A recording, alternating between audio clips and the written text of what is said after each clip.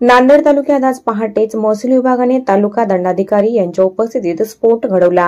हा स्फोट नांदेड तालुक्यातील वाहेगाव येथील नदीपात्रात करण्यात आला। वाहेगाव येथे इंजिनच्या मदतीने अवैध रेती उपसा सुरू असल्याची माहिती तहसीलदार संजय वारकड यांना मिळाली। पथकासह पहाटे 5 वाजता छापा टाकण्यात आला।